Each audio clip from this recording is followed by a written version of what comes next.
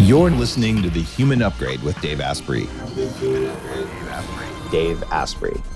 This episode is filmed live at my place in Austin, which I'm really enjoying because it turns out that when I'm in Austin versus my place in Canada, there's all these people here who want to be on the show, including what I think might be setting a record as our 6th time on the show, but someone you haven't heard from in a couple of years.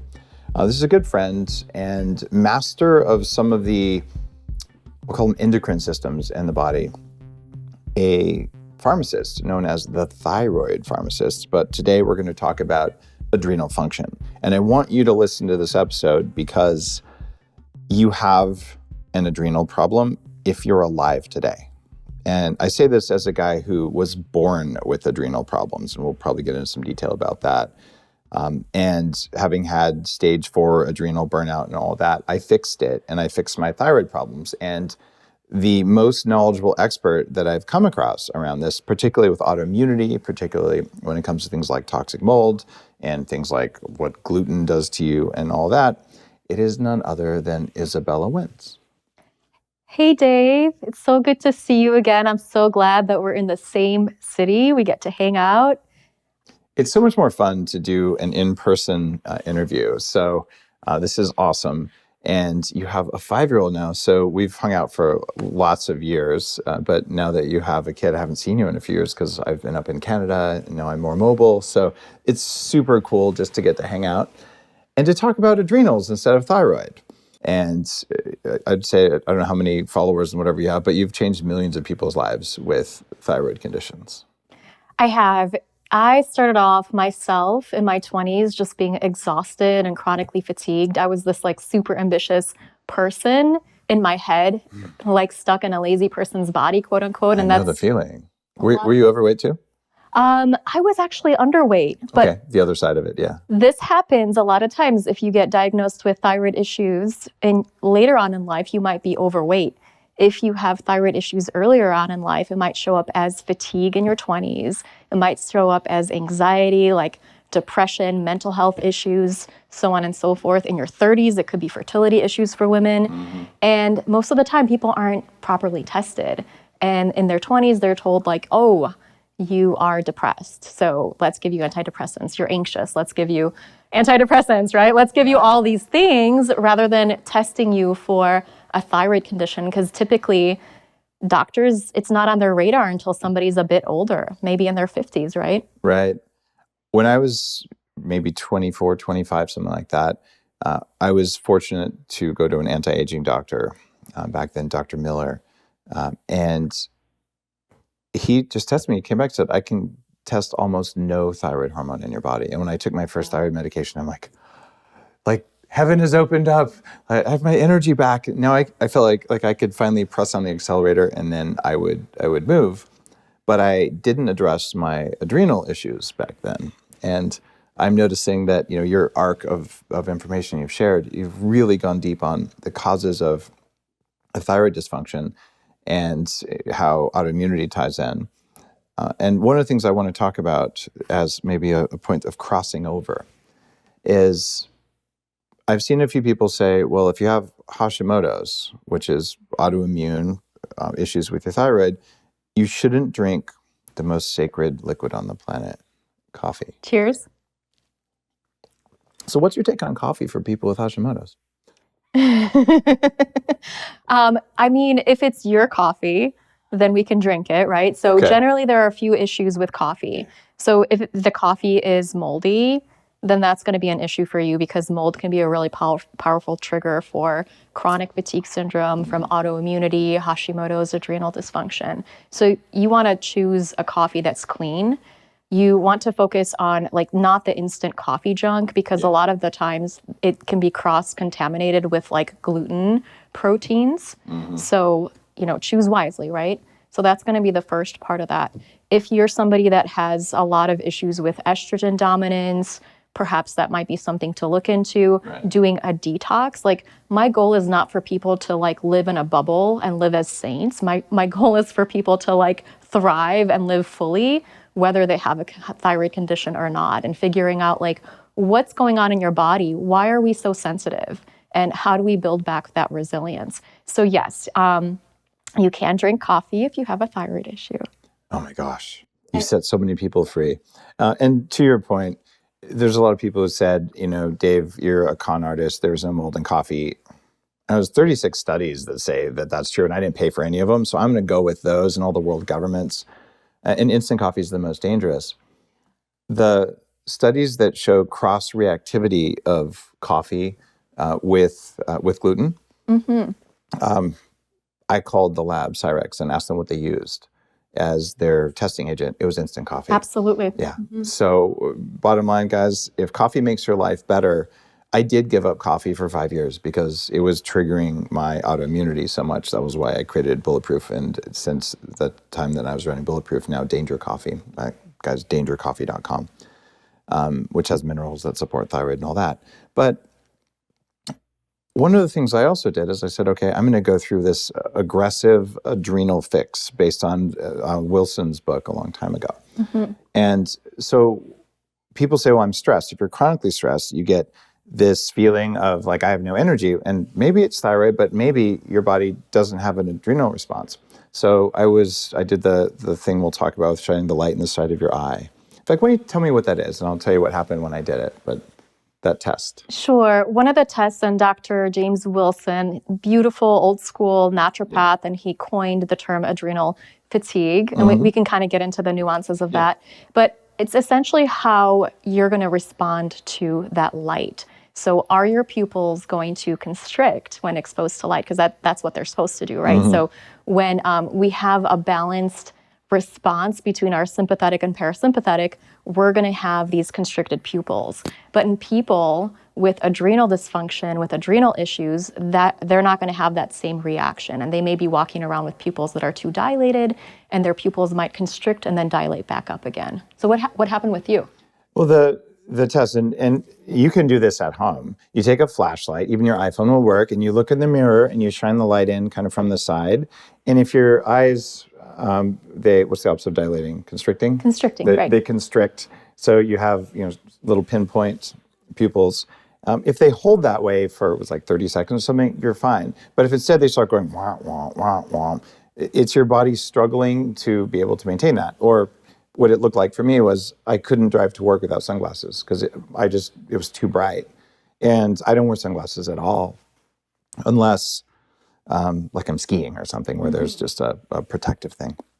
So what I noticed was I lasted for 5 seconds before my eyes would do this.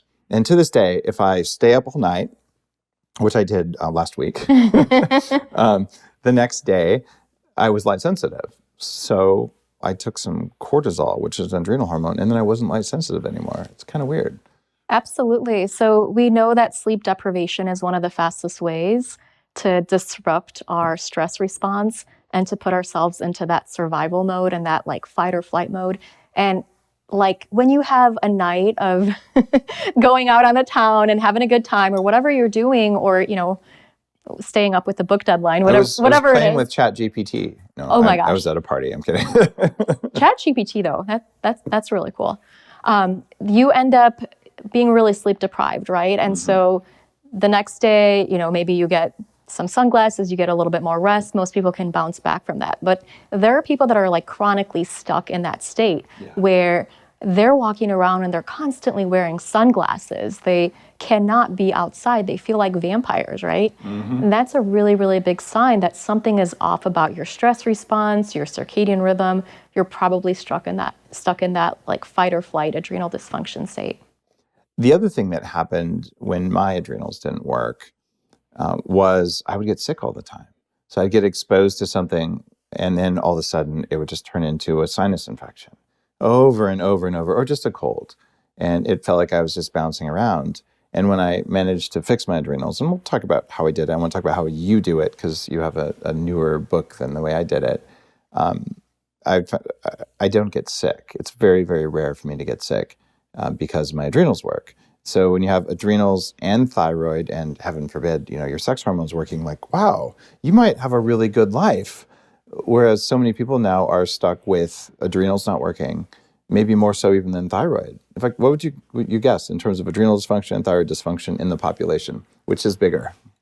Definitely adrenal dysfunction. I just see it in so many people. So I've worked with people with chronic illness for over a decade now, and 90% of people with autoimmunity, with chronic fatigue syndrome, with Hashimoto's that I've worked with, and I've done tests for their adrenal function, 90% of them have some level of dysfunction, whether they're making too much cortisol at the wrong times of day, or they're hardly making any cortisol at all. This was so common, but now I talk to people all the time who don't have like a quote unquote autoimmune diagnosis. They're just stuck in like that survival fight or flight mode, and they're like, they have trouble sleeping at night. Their energy is off. They're like constantly feeling edgy. So they're like, oh my gosh, I'm so scared. This person is out to get me. And it's just, I feel like so common these days for people to feel that way. I was really happy that you wrote your new book, Adrenal Transformation Protocol, because your thyroid book nailed it so well. And knowing that you're paying attention to this in your patients and in your own life, I think this is more important than thyroid, even though thyroid is massively important. Like you said, because it's affecting more people now. Because I run Upgrade Labs, I get to look at how people are doing. And for the first time ever, instead of asking for weight loss, people are asking for stress management more than losing weight. And that's just a symptom that our adrenals are just overworked, overtaxed. And the reason, it could be chemical and toxic. It certainly has to do with social media algorithms, and it has to do with the behavior of the overlords. I definitely think overload behavior contributes to it. And so we have this bucket, right, that gets filled up with stress. And let's say we're in a pandemic, right? Where there's a lot of stress coming from the television.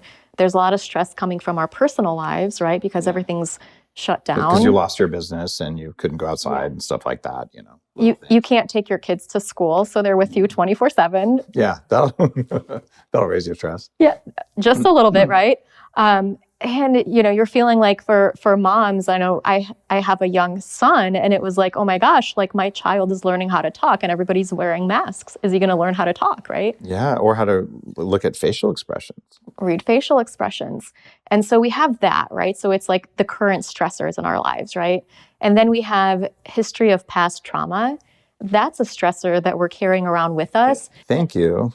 Yeah. Yeah. We don't even know, right? We don't even know that like there's something inside of us that's suppressing our resilience.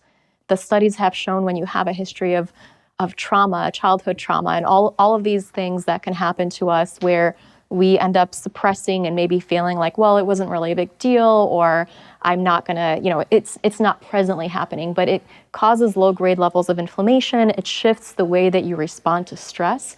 And studies have shown people are gonna be at higher risk for autoimmunity, for depression, for, you name it, they're gonna be at higher risk for it because of that childhood trauma or early life trauma, or even trauma in adult life, right?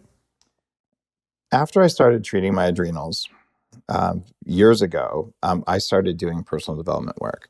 And I was about 30. And I was like, there's no threats here. Like childhood trauma is nonsense, or some like birth trauma. And I got schooled in the fact that it actually matters. And even in my book that just came out, I talk about the meat operating system. And trauma goes into the body, and then the body reacts before you get a chance to think about it. And it's the adrenal system that's a part of how the meat operating system works. So if you liked my book, you should read Adrenal Transformation Protocol, because there's lots of things you can do to mitigate trauma, which help with adrenals, right? But you might want to support them biologically as well. Mm-hmm. So how would you go about it? You have a 4-week plan in the book. So walk me through, what do I do over 4 weeks to, address my adrenals? So I know you and I like to talk about danger, right? And so Just a little bit. Yeah, danger coffee. There's good types of danger, like danger coffee, right? And then there are danger signals that we receive from our environment, and they could be like the news, right? This is a danger signal. Holy cow, we're in a pandemic, we're in a stressful time. But then there's signals that are coming from within our body, right? Mm-hmm. So there could be inflammation coming from the foods that we're eating. we could be sending our body danger signals by our habits. So if we're eating foods that are inflammatory, if we're not getting enough protein, if we're skipping too many meals and running too much on a treadmill, what does our body sense? Our body's like, oh, we're in a stressful time, we're in a famine, we're being chased, right? And so we're getting all of these messages, and if the danger signals outweigh the safety signals, we shift into this survival mode, and our body's like trying to preserve our life, right? And so rather than fixing ourselves, rather than working on our immunity, rather than giving us this beautiful energy and calm energy that we can have, we get stuck in that like anxiety, overwhelm, fight or flight. And so my approach to it is focusing on giving your body more safety signals. It sounds like you're saying that eating less calories and exercising every day might be bad for you. It can be, definitely, if you are with somebody that is in a burned out adrenal state. But even if someone's not in a burned out adrenal state, limiting calories and doing cardio every day, is it ever good for you? I can't say it's never good for anybody, but the people that I have personally worked with, I oftentimes tell them to cut back on cardio. And I oftentimes tell them to cut back on skipping meals. Yeah. So because cardio is catabolic, not enough, which means that your body's going to be breaking itself down. And if we don't have enough protein, then we're not going to be able to repair ourselves. So part of what I do is I talk about you need more protein to help your body build itself back up to get into that anabolic state. And maybe instead of doing a lot of cardio, we focus on lifting weights, or we focus on de-stressing exercises like yoga, right? Wow. I know you're a fan of protein, so I'm just wondering, wheat gluten is protein. How many grams of wheat gluten per pound of body weight do I need to get enough protein? Like, do you want, like, if you want to be inflamed? Well, it's just, maybe it's not just getting enough protein. What's the best protein?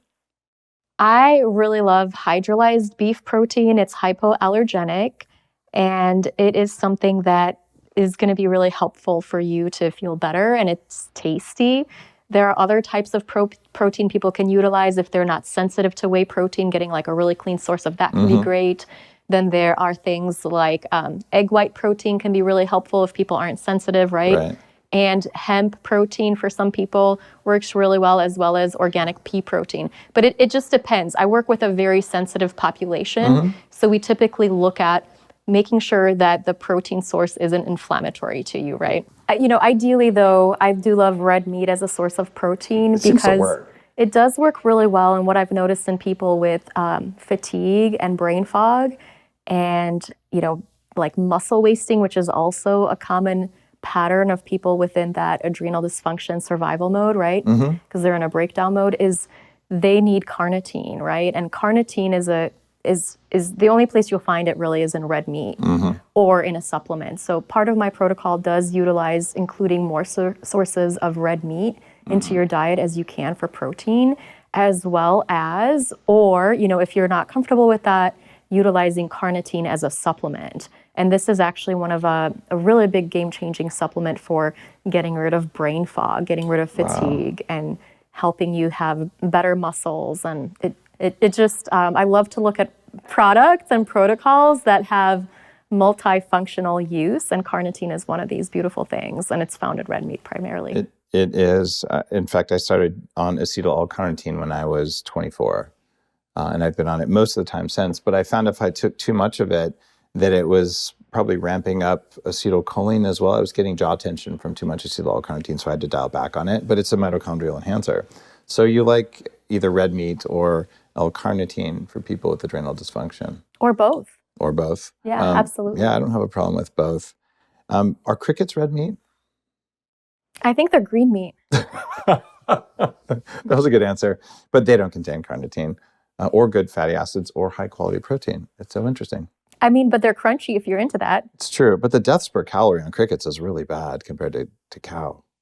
I mean, if you're into crickets, no judgment here. I do think there are other You're very woke. sources. I am. I spent 2 years in California. So. Oh, okay, got it. Yeah, I spent, like half my life in California. So half my life, whatever. No, actually probably more than that. Yeah, okay, so there you go. By the way, I like California. It's awesome. I love California too. All right. So I think we settled red meat. By the way, guys, if you read Smarter, Not Harder, you'll recognize some commonalities here that are concepts about trauma, about the meat operating system, and even about sources of protein that work for people. I look at people with chronic fatigue, people with autoimmunity, and people who have their mitochondrial function taken way down. They're the test cases for what works for everyone. So you take people who are near the brink, and I know I was near the brink when I was really sick, and then when you take someone running at 10% of their capabilities and you double it, they're like, I got my life back. Yeah. So if you take someone who's running at 90% and you put them at 100%, unless they meditate and they have self-awareness or tracking, they won't feel it. So we go to our edge cases, whether it's an astronaut recovering from orbit or a professional athlete or a racehorse or something, and we look at those and we look at people who are really disordered, and then they provide this beautiful lens on what makes the rest of us strong. So the things you're talking about here, even if you're not broken, if you don't want to get broken, like eat a steak or a hamburger. I love burgers. Now, I got to ask about this. Hamburger is a relatively high histamine food because you get bacteria that break down all those little bits of ground up stuff. What is the role of adrenal dysfunction and allergies or long COVID or mast cell activation and just stuff we seem to be seeing more and more of these days? Sure. So when somebody is in that state of adrenal dysfunction, there's usually a lot going on in their bodies. And yeah, I think the old approach was like, oh, you're drinking too much coffee, you're not getting enough sleep, or you have a stressful job or whatever. There's a lot of arguing about like what causes adrenal dysfunction, if it actually exists, right? People are like, no, it's not adrenal dysfunction. You just have mitochondrial issues. And that's true. You actually probably have both, right? Or people will say like, it's not adrenal dysfunction, it's mold exposure, or it's not adrenal dysfunction, it's H. pylori, so on and so forth. So there's a lot of different causes of adrenal dysfunction where essentially what it is in very simple terms is this is how your body responds when it's under a lot of stress. And it could be a toxin, it could be a deficiency, it could be an external threat, or it could just be an emotional story you made up in your own head, which does happen, but much less frequently than people think. Usually, like I have a toxin or I have dysfunction or something's going on, so my body is stressed, therefore I'm going to find a stressor, and it's my mother-in-law or whatever story you make up about it. And say, I'm so anxious, and actually no, like your body's not working right and it's telling you to do something about it. And I think you cover that well in just the way you think about adrenals. It's really cool. You've got the biohacker brain. I love that. And your bucket gets too full with all these triggers, right? And so a lot of times what I see in people is with histamine issues, with adrenal dysfunction, sometimes the two go hand in hand, is that they likely have something going on in their gut. It's not that high histamine foods are evil, like, bananas are not evil, right? No. Chocolate's not evil. But what's going on is there's something in your gut that's causing you to produce too much histamine. It could be H. pylori, it could be blastocystis hominis, it could be another type of protozoa, it could be mold colonization, could be mold exposure, long list of things. Potentially, you are also depleted in some of the nutrients that help you break down histamine, P5P, and methionine. I've utilized this protocol for people for quite some time now, and I was trained in it actually in pharmacy school at the Pfeiffer Treatment Center back in Illinois, where there's a way to support your body clearing of histamine. What I found in people with adrenal dysfunction, adrenal issues, their B vitamin levels are just really, really low. So they're oftentimes going to be low in B6 or P5P. Okay. So they're not able to tolerate histamines. They're not able to tolerate glutamines. They're not able to clear out oxalates properly out of their body, and they can walk around being super sensitive to everything. So part of that healing is figuring out how to raise your body's ability to fight infections. We do that with Saccharomyces boulardii. There's other ways to do this where you just raise your secretory IgA, and then you clear out these infections more naturally. Like the protozoa pathogens a lot of them can clear within 30 days of using that. And then we can also ramp up on some of the B vitamins, and that will help you clear out histamine naturally out of your body. So you talked about P5P. which is a form of B6 that's methylated. Yeah. Now, I have a bone to pick with you about this. Don't take B6. Let's just put it that way. Oh, okay. Maybe I don't have a bone to pick with you. Yeah. Do not take B6. B6 is dangerous. Yeah. Okay. No, explain why.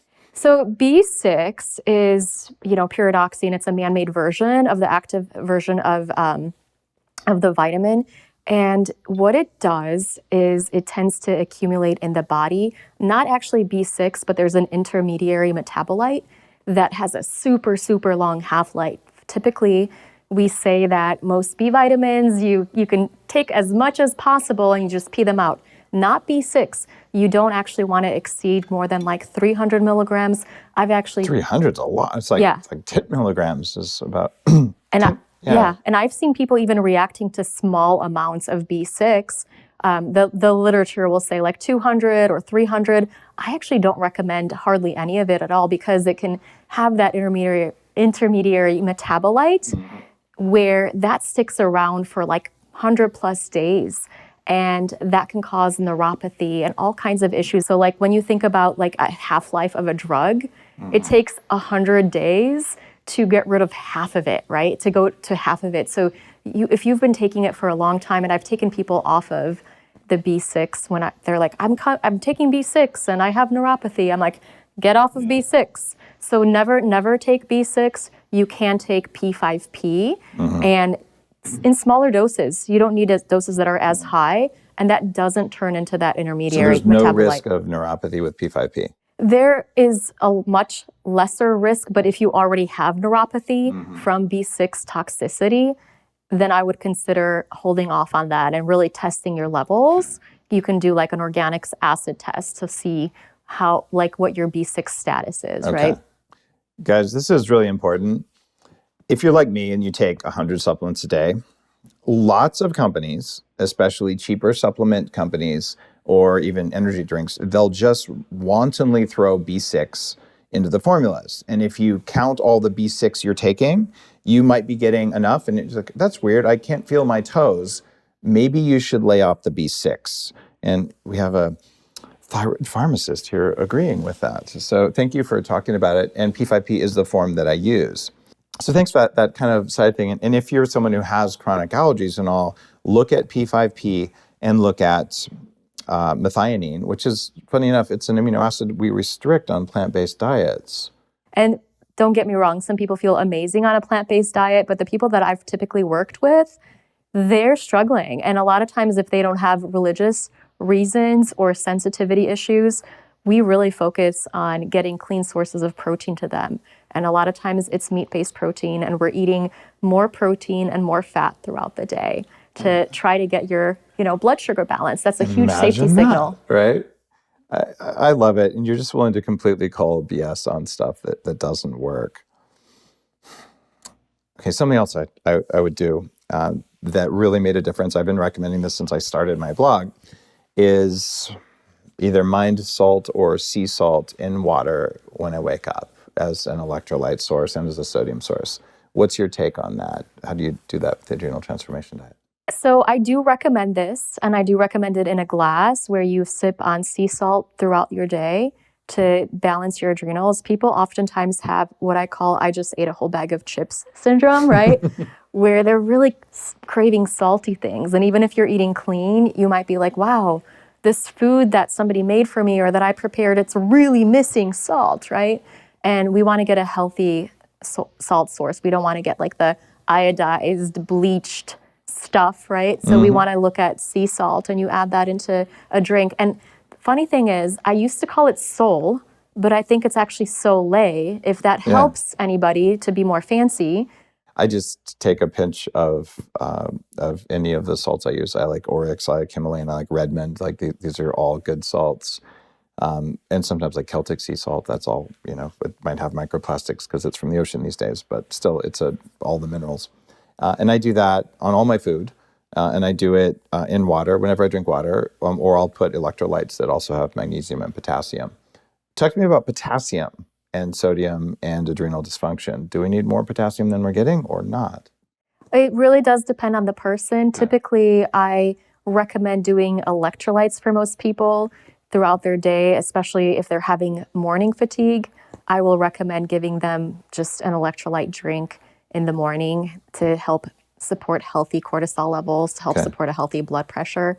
People may want to play around with that a little bit. So I have a section on that in the book where if you're feeling like you're having a lot of cramping, if you're doing a lot more exercise, typically you might need a bit more potassium and sodium than another person. Generally what I find is like sodium is going to be one of the first things that people need to address. And then we want to look at, do you need more potassium as well? Got it. I typically would say almost everyone is deficient in potassium compared to historical levels. And so when you're stressed, you need more salt and your body wants it and you should give it to your body and then you'll perform better and feel better, right? Whether you're putting healthy salt on your food, you're putting it in your water. But as your salt goes up, you want your ratio of potassium and sodium to go up as well. But what I would have happened before I was on top of my adrenals, I would try to take potassium in the morning and it would just trash my day because it would drop my blood pressure. So when you're chronically fatigued and your adrenals are not producing enough cortisol, which is where I ended up, then you don't have enough blood in your brain. And if you do that, you can even have something like POTS, where you start to pass out when you stand up. I found out after a lot of testing and all that I have a condition where my body never has made enough cortisol, even as a kid. Like it's a genetic thing. So I've been low cortisol. I supplement with bioidentical cortisol. I have for a decade now. And it makes a huge difference. But if I take too much, I get a little bit puffy. Mm-hmm. So there was a time about like 4 or 5 years ago where I was starting to get a little bit moon-faced because I hadn't backed off as my health got better and better. I needed less and less cortisol to maintain healthy levels. But if I went off thyroid hormone and I went off cortisol and I went off testosterone right now, I would probably age 20 years in 2 years and I would likely die.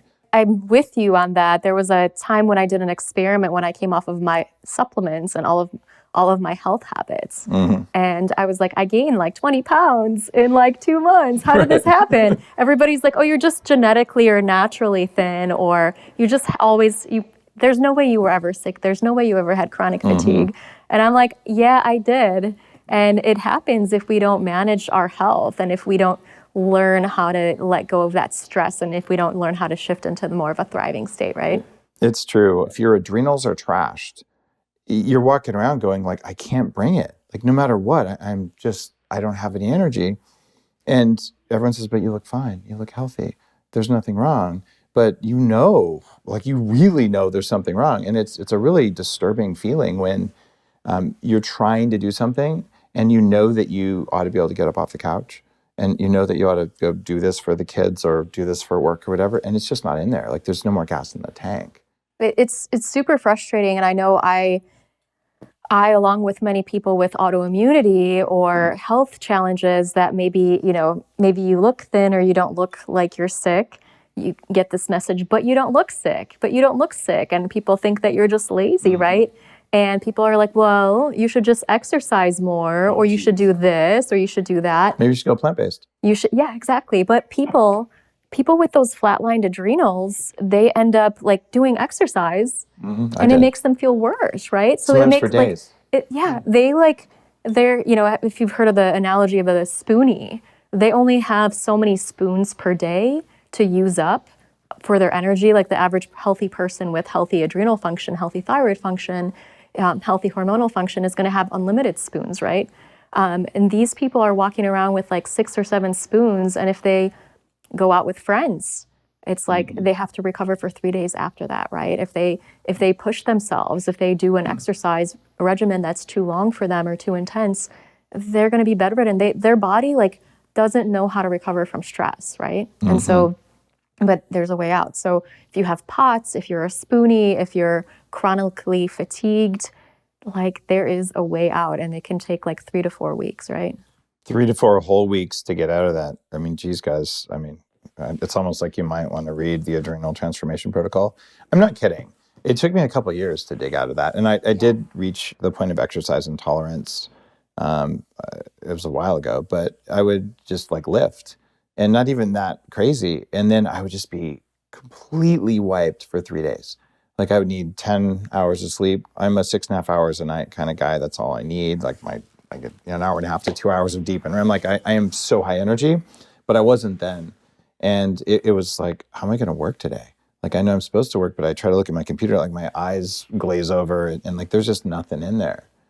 One of the things that I did do is I went off coffee because I read it in that old book that said it was somehow bad for you. And I did the salt thing. And I've maybe twice in my life gone into really deep adrenal dysfunction. And the second time, I'm like, you know what? Fuck that. You're supposed to have higher cortisol in the morning, and that's how you get out of bed. And a glass of coffee is life-giving to people with adrenal fatigue in the morning if it's clean coffee. Not 10 cups a day, but 1 in the morning with some salt to get things going so you can have a quality of life while you heal. Am I on the right path or not? Yeah. So I've actually gone into adrenal dysfunction 3 times. So I have experience with all of the things. And the first time I healed, I focused on utilizing hormones, right? So pregnenolone and DHEA, some cortisol, getting, all of the things like quitting the caffeine and so on and so forth. Then that helped, but it does take like 3 months to 2 years to work. And one of the unfortunate side effects I had with some of the hormones is that they gave me chin hair and back knee, which, you don't really want when you're a woman. But the second time I was like, okay, I don't want to go through the whole hormonal route. And it was like during a time when I was working through, I launched a documentary series and a book and just was like, burning the bridge at both ends. Yeah, you were on the show during that time, right? Oh, I was. That was fun. And I noticed your goatee at the time. Did you? Well, I didn't use the hormones then, so maybe that was just my natural look that I was going for. Okay. But thank you. I'm gonna go look in the mirror now when I get home. And so the second time, I just really focused on lifestyle. So I was like, let me sleep 10 to 12 hours a night, and let me like quit all the caffeine and whatever, and just like let go, just start saying no to a bunch of stuff. And so I was able to recover my adrenals within 30 days, and then I got pregnant and had a beautiful baby.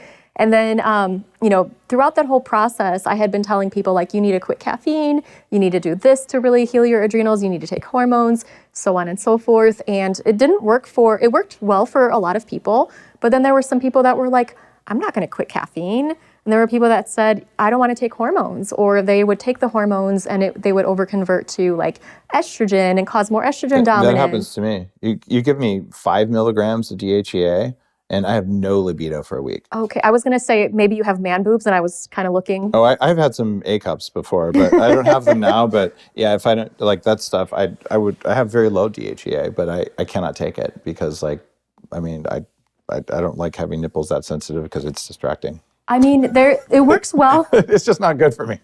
Yeah, I mean, I don't know. It works well for some people, but for some people it doesn't. Yeah. And then I got into that adrenal dysfunction for the third time when my son was 8 months old, right? That's such a classical time because of all that lack of sleep and lack of nutrients because babies steal your food. Yes. Oh my gosh. What happened? Well, I was like, okay, I'm not sleeping, and I know that I can't go back to my adrenal protocols of sleeping 12 hours a night. Like, that would fix me, but I can't do that. Like, I'm taking care of feeding a baby. Yeah, right. I'm taking care of a baby. And then I was like, I can't take hormones because, again, I'm feeding a baby. I don't want chin hair. Yeah. I don't want my baby to have chin hair. I don't want him to have back. Nestle right under your chest hair or your chin hair. It'd be great. Oh my gosh, I'm so sorry that I told you about this. And then I was like, there's no way I'm giving up coffee. Like, this is how I function. This is how I get through. And then it finally occurred to me that I was like some of my clients who I told them to quit coffee, but they were like, okay, so I quit coffee. Just quit life at the same time. Why don't They're you? like, I was having, they were tired throughout the day. They were drinking lots of coffee, and then they were having anxiety. They were having headaches, and then they were waking up all hours of the night. I was like, okay, quit coffee. And they're like, I quit coffee. Now I'm still tired. I still have headaches, still waking up all hours of the night. But now I have lost the joy as well. Like my morning went away. So this is even worse than the thing of being sick and drinking coffee, right? If this is how you want me to heal, I can't do it. Yeah. And then I was like, oh man, I get it. I get it as a new mom and drinking coffee. And then I kind of realized, I was like, oh, this is what people are doing with the coffee. They're self-medicating. Yes. Yeah, they have low cortisol in the morning, so coffee raises our cortisol. Coffee and salt in the morning equals life. Yeah, absolutely. And then in the evening time, a lot of times people would be self-medicating with alcohol, right? Even worse. With wine, because they have high cortisol in the evening and their cortisol curve is flipped. So the program, and you'll be very happy to hear that, it doesn't tell people to restrict coffee. It doesn't tell people that they need to go off of coffee. We actually focus on building their energy levels first and aligning them with the circadian rhythm so they have lots of energy throughout the day. That's the and gift. Sleep at night really, really well. And then some of them, if they choose to, they will wean off of coffee naturally over time. We typically, if you know, having a cup of coffee a day, 2 cups of coffee for most people is great. It's has health benefits. This whole anti-aging thing, even 3 to 5 cups in the studies, I don't do well on 5 cups of coffee a day. Me neither. So I do if 2 or 3 of them are decaf, but 1 to 3 cups for my body weight anyway, it works really well. And I just want to thank you for telling people with adrenal dysfunction that if you're using caffeine in the morning to raise your cortisol so you feel good, that it's okay. Because I think it's actually very mean-spirited to tell people with chronic fatigue and exhaustion, the one thing that's working for you, stop doing that. It doesn't work for the vast majority of people, or like you said, it can take 2 years. Absolutely. And there's other things like you talked about utilizing sea salt or stepping outside and getting some sunshine. That can raise your cortisol levels naturally. When you sleep better, that's going to help you build that morning cortisol when you get rid of some of the inflammation in your body. So you can enjoy your coffee, but like not be dependent on it. Like if you're drinking, I have people that have gone through the program that were drinking 6 cups of coffee a day, and their goal was to wean off. And so usually by week 3, when they have enough energy, we're like, if this is an optional wean, and this is how you do it. You don't do it cold turkey. I tried that once. I think that was not fun, right? Just switch to aspirin if you're going to do that. Yeah. And so, you can do it gradually over time where maybe like you cut down by 25% and then you get to your goal. Like I still drink on average 2 cups of caffeine a day. If I go any more than that, then it's a gateway drug to like overwork for me. Yeah. Which So when I was younger and growing my Silicon Valley life, I would go on this cycle, like 1 cup, 2 cups, and just keep adding coffee throughout the day. And then I go, oh, I have to do something. And then I would go cold turkey for 2 weeks, and then I would slowly climb up.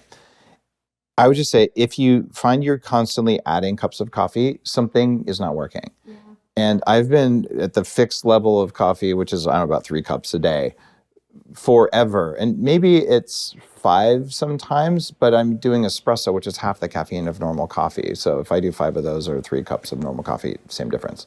But I've been that way for a long time, and I don't want or need more. And so the deal is, if you need more coffee, you're probably doing it wrong. And yes, guys, I sell danger coffee, and I'm telling you, drink the right amount for you, but don't do more than you need. And if it's a dependency where you can't get through the day at all without increasing your consumption, you have a problem. But if you need a cup of coffee in the morning so that you can feel like yourself, you probably should work on your adrenals. But you don't have to give up the coffee to work on your adrenals, because if you do that, you won't have the energy to work on your adrenals. Like that was my experience. So absolutely. So here's what I would tell someone. I want you to like poke holes in what I do. Okay, I'm lazy, I'm a biohacker, I like results in the smallest possible amount of time. And my strategy is generally, oh, you have a problem? Let's just do everything that'll work all at once, as long as they don't counteract each other, so you get results, and then you can back off and see what actually worked. Because I just want you to have your state. And this is one of the criticisms I had of just Western medicine in general. They're like, well, let's try one thing and see if it works. And 3 months later, we'll try another thing. I'm like, I only have that many 3-month periods in my life. And I'd like to have those maximized where I'm like, awesome. So if someone came in with really clear adrenal fatigue, I'd say, all right, here's what I want you to do. Have a cup of coffee in the morning. Have some salt in your water in the morning. Have some magnesium too. And take the supplements and all that. But I also want you to take relatively high dose adrenal glandulars. I want you to take licorice root extract. And I want you to take 2.5 to 5 milligrams of Cortef in the morning and at lunch. That's bioidentical cortisol, guys. It's prescription. And then I want you to take whatever you need to go to sleep, not alcohol. You can use kava from True Kava if you want to, or you could use any of the sleep formulas like the Qualia formula. I think you can use code Dave or something for Qualia. Sorry, guys, I don't remember the code, but I'm an advisor to them. But like any of the sleep formulas that you like. And if you just do that, for the vast majority of people, you're probably going to be okay. So poke holes in that. What's wrong? What's missing? Oh my goodness. Okay. Where do I start? I know you're going to just shred me here. I just do what works. Okay, so starting off with glandulars, I think they could work really well for some people. They are amazing, but if you get the whole cortex extract, you can actually get some adrenaline into your system. So where that's not super fun. Doesn't that feel good though? No, you feel like your heart is racing and you're having a panic attack. So I've had people that have, my clients that have come to me, or people just commenting on my Facebook page that said, I tried, this adrenal extract and I went to the emergency room with a panic attack, right? Oh my gosh. And if you do doses that are too high, this can happen. If you dose them at night, as well as they can keep you up. Hydrocortisone at nighttime or too late in the evening, or a dose that's too high for you, you can suppress your pituitary axis and then your body won't make its own cortisol, right? So this could be an issue for a lot of people. Yeah, cortisol at night is rough. It can be rough, and just like applying topical steroids for prolonged periods of time, all of these things, it's like our body is a feedback system. So if you're giving yourself external hormones, your body's gonna say, we're good. We don't have to make our own, right? Is that a bad thing? It is a good thing if your body physically can't produce those hormones. But if your brain is disconnected from your adrenal glands, which is what's happening in HPA axis dysfunction, then perhaps there might be another way to wake up and reestablish that connection again. But there are ways to reestablish that connection really, really well. And a lot of it is focused on some of the lifestyle tools and shifting your body, teaching your body how to naturally get out of that survival state and teaching it to go into a more thriving state. So we talked about the glandulars, and then like kava, right? And so utilizing things at bedtime. Kava can be a helpful supplement for some people, and then as long as it's clean, because that's another one with history. That's why I do the true kava stuff. Yeah. There could be some issues with it, right? Like you said. But generally, there are other ways to really support your circadian rhythm, right? So if you're having trouble sleeping, then there are some considerations. It's not always like a melatonin issue. It's not always like because you're kava deficient, right? So or Ambien, You're Ambien deficient, right? Don't get me wrong. I think I'm always like, there's more than one way to skin a cat. And I think I'm supposed to say there's more than one way to peel a potato these days. But the issue comes up with people where they're just disconnected from the circadian rhythm, which is the majority of people that I work with, and there's a way to connect with it again. So the bright lights in the morning, right? Eating in daylight hours, spending time in nature, spending time outside throughout the day. This is going to be great. That lets your body know it's wakey time, right? Yeah.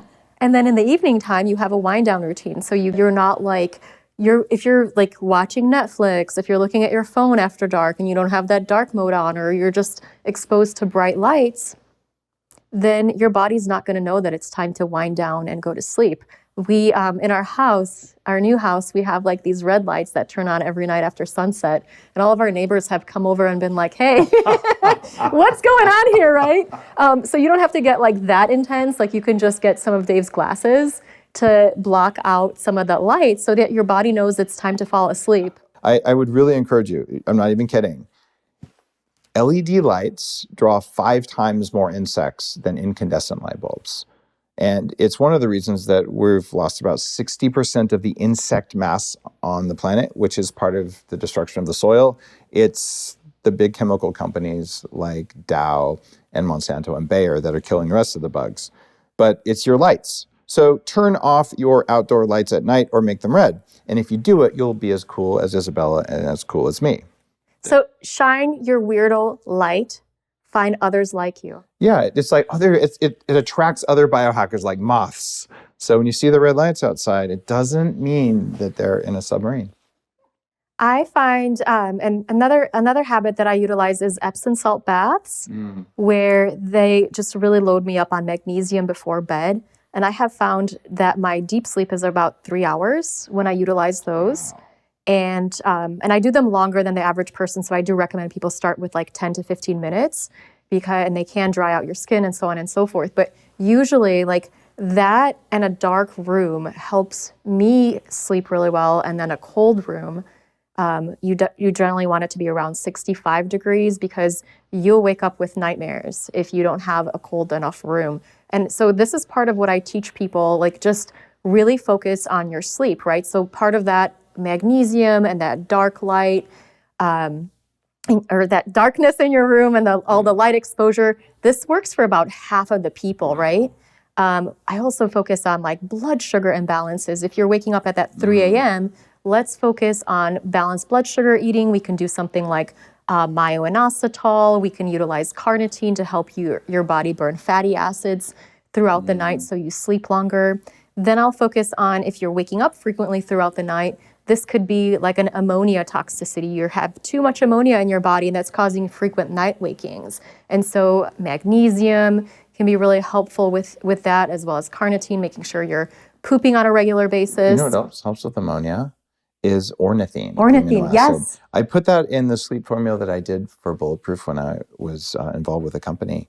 And it was really popular. And the reason it was in there is because ammonia was messing with people's sleep. And the people were saying, I can only use this one and it works. It was because we're addressing ammonia. That's just, most sleep formulas don't even consider that. I love it. You're the only person I know who talks about ammonia and sleep. Interesting. Yeah. We both came up with that. Interesting. I talk about ammonia in this book as well, because it can really mess with people and people don't realize that this is a trigger. And things like H. pylori, protein malabsorption, constipation, CBS, gene mutation, all these things can actually contribute to people creating more ammonia in their bodies. And yeah, ornithine is kind of the thing if you're waking up a lot throughout the night. Wow, that's so cool. Literally, no one knows that stuff except for you because, well, you're the thyroid pharmacist. You know all your cool stuff.